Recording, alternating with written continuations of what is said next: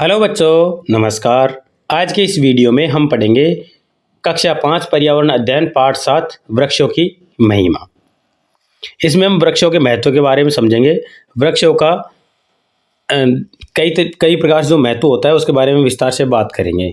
ठीक है, इसमें हम धार्मिक महत्व की बात करेंगे, औषधीय महत्व की बात करेंगे, इसमें हम वाणिज्यिक महत्व की बात करेंगे और हमारे सांसारिक महत्व के बारे में बात करेंगे।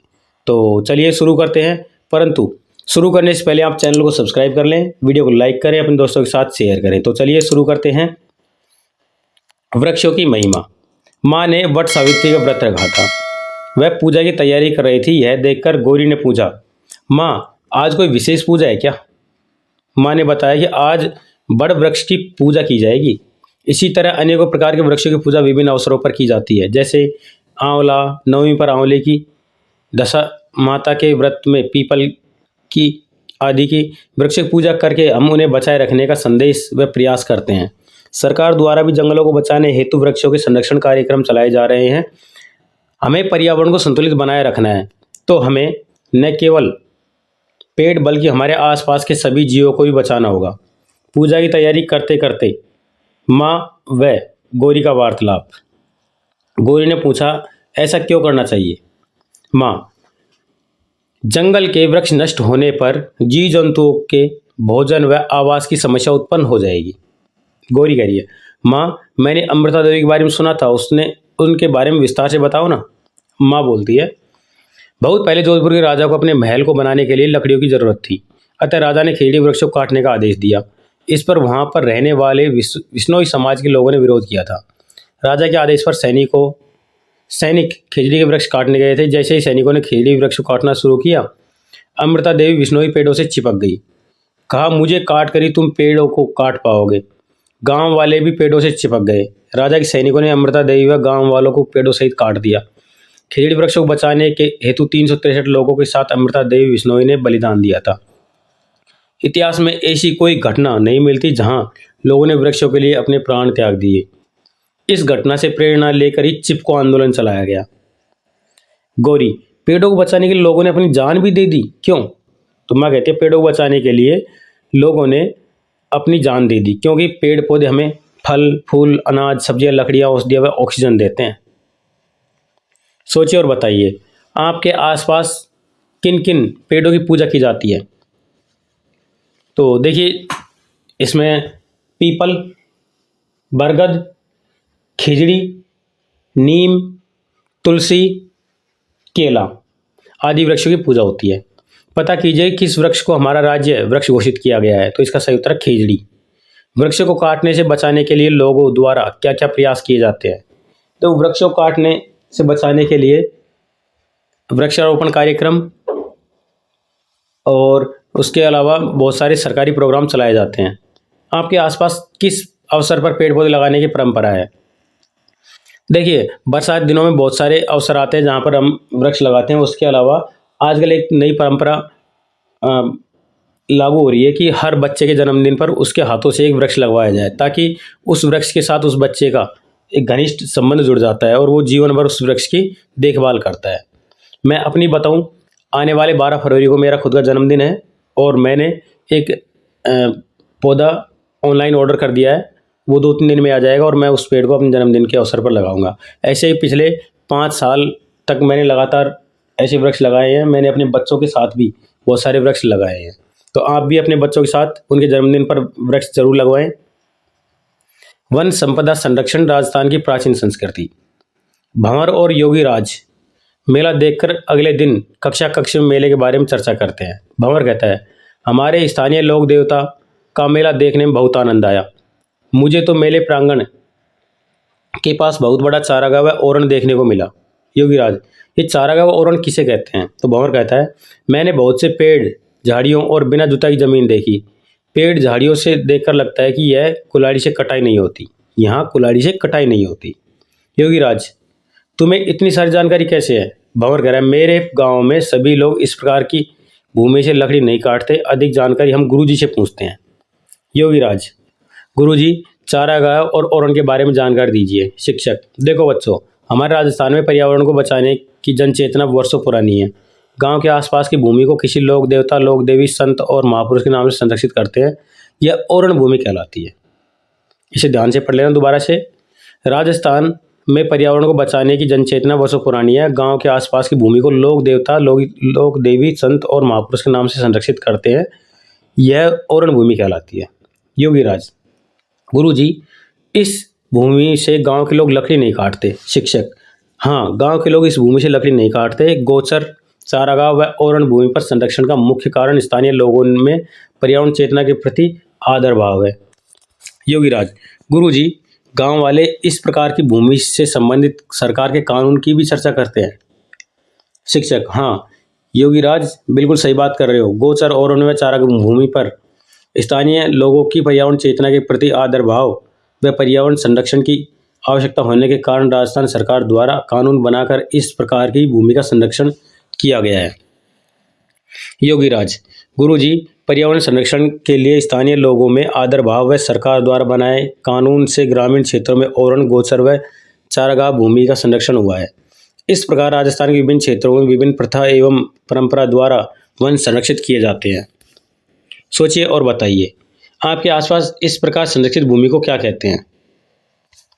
तो इस प्रकार की भूमि को चारागाह या गोचर भूमि कहते हैं। वृक्षों को काटने से बचाने के लिए गांव में प्राचीन काल से इस प्रकार की जनचेतना, किस प्रकार की जनचेतना थी?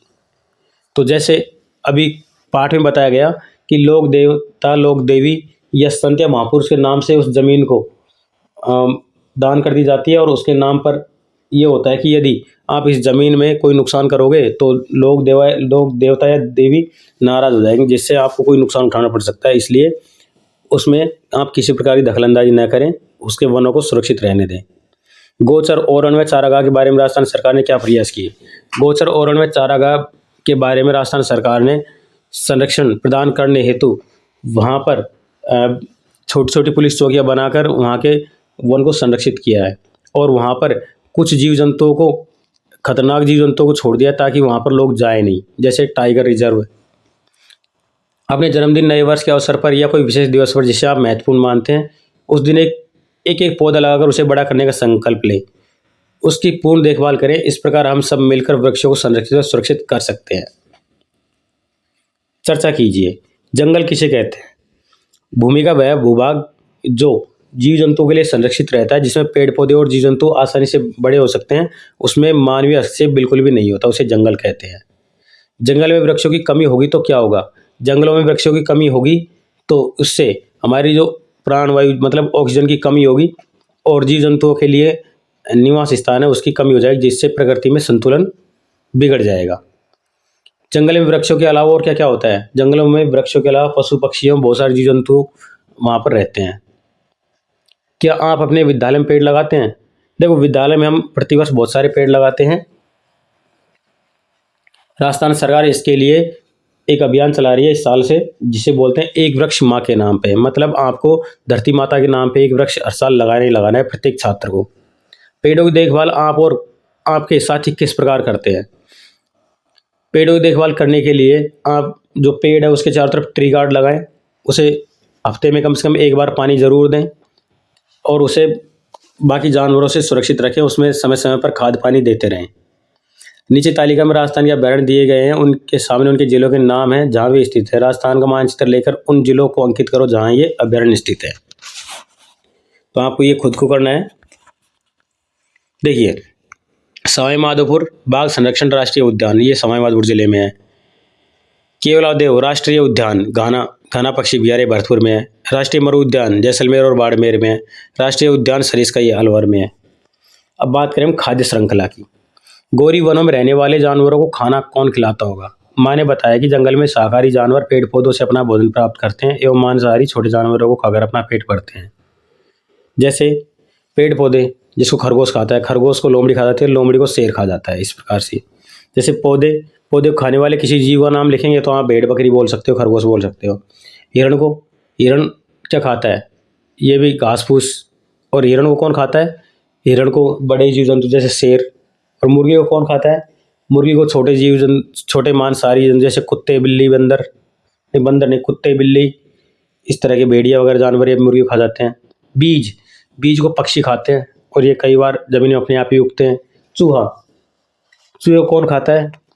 चूहे को जैसे सांप, नेवला, बिल्ली ऐसे जानवर चूहे को खा जाते हैं। चित्र को देखकर बताओ कौन किसको खाता है। जैसे टिड्डा घास को खाता है और टिड्डे को मेंढक खाता है, मेंढक को सांप खाता है, सांप को बाज खा जाता है। पेड़ पौधे व जीव जंतुओं के भोजन के आधार पर संबंध को खाद्य श्रृंखला कहते हैं। तोता क्या खाता है? तोता फल खाता है और बीज खाता है। गाय क्या खाती है? गाय घास खाती है। गिलहरी क्या खाती है? गिलहरी छोटे मोटे कीड़े मकोड़े या फिर बीज खाती है। हमने क्या सीखा इस पाठ के अंदर? पेड़ हमारे लिए बहुत महत्वपूर्ण है, तो हमें इन्हें काटना नहीं चाहिए। पेड़ों को संरक्षित करने के लिए अलग अलग क्षेत्र विशेष में इनकी पूजा का महत्व है। खिजड़ी वृक्ष को बचाने के लिए अमृता देवी ने अपना बलिदान दिया, जिसकी प्रेरणा से चिपको आंदोलन चलाया गया। जंगल में एक जीव दूसरे जीव को खाता है, इस प्रकार खाद्य श्रृंखला बनती है। यहाँ पर देखिए 3-4 प्रश्न हैं जिन्हें आप स्वयं दे सकते हैं उत्तर। खाद्य श्रृंखला से आप क्या समझते हैं? उदाहरण दीजिए। देखो, इस प्रकृति में रहने वाला जीव जंतु सब एक दूसरे के ऊपर निर्भर रहते हैं। जैसे ज़मीन में घास अपने आप उगती है, उस घास को छोटे मोटे कीड़े मकोड़े खाते हैं, उन कीड़े मकोड़े को उनसे बड़े जानवर खाते हैं, उन बड़े जानवरों को और बड़े जानवर खा जाते हैं। वो बड़े जानवर जब मरकर पृथ्वी पर गिरते हैं तो वो उससे छोटे मोटे कीड़े मकोड़े उनको खा जाते हैं। वो कीड़े मकोड़े अपने आप प्रकृति में ख़त्म हो जाते हैं, जिनसे खाद बनती है। वो खाद को पेड़ पौधे यूज़ करते हैं। इस प्रकार से सभी जीव जंतु एक दूसरे के ऊपर निर्भर रहते हैं, इसे खाद्य श्रृंखला कहते हैं। अभयारण्य से आप क्या समझते हैं? अभयारण्य एक ऐसा जंगल होता है जिसमें जीव जंतु बिना बहके आसानी से घूमते हैं, वहाँ पर रहते हैं, अपना जीवन यापन करते हैं।